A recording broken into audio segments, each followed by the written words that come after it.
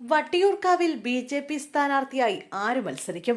നിലവിൽ CPM നേതാവ് VK പ്രശാന്തിന്റെ മണ്ഡലമാണ് വട്ടിയൂർക്കാവ്. തദ്ദേശ തെരഞ്ഞെടുപ്പിൽ തിരുവനന്തപുരം കോർപ്പറേഷനിലെ വിജയത്തിന്റെ ചുവട് പിടിച്ച് വട്ടിയൂർക്കാവിലടക്കം മുന്നേറ്റമുണ്ടാകുമെന്ന പ്രതീക്ഷയിലാണ് ബി.ജെ.പി.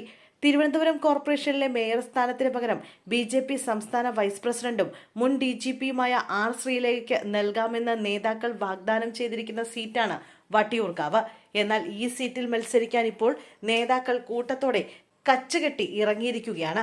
മുൻ സംസ്ഥാന അധ്യക്ഷൻ K. സുരേന്ദ്രനും മുതിർന്ന നേതാവ് കുമ്മനം രാജശേഖരനും വട്ടിയൂർക്കാവിൽ മത്സരിക്കാൻ താൽപര്യം പ്രകടിപ്പിച്ചതായി റിപ്പോർട്ടുകൾ ഉണ്ടായിരുന്നു. ഇതിന് പിന്നാലെ നടനും BJP നേതാവുമായ G. കൃഷ്ണകുമാറും ഇപ്പോൾ വട്ടിയൂർക്കാവിനായി അവകാശവാദം ഉന്നയിച്ചിരിക്കുകയാണ്. ആഭ്യന്തരമന്ത്രി അമിത്ഷായോടാണ് കഴിഞ്ഞ ദിവസം കൃഷ്ണകുമാർ ഈ ആവശ്യം പരസ്യമായി ഉന്നയിച്ചത്.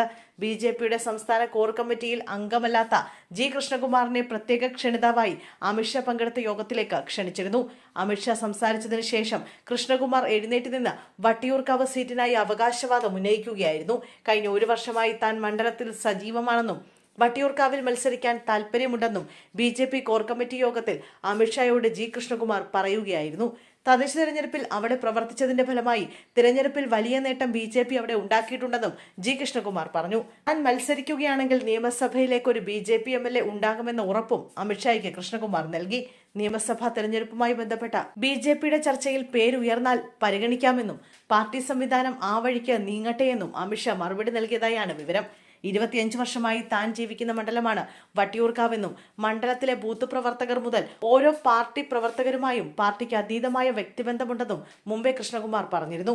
എന്തായാലും നിലവിൽ 4 പേരാണ് വട്ടിയൂർക്കാവിനായി BJPയിൽ നിലവിലുള്ളത്. വിജയസാധ്യത ഇനിയും കൂടിയാൽ കൂടുതൽ പേരുകൾ വരാനും സാധ്യതയുണ്ടെന്ന് കരുതാം.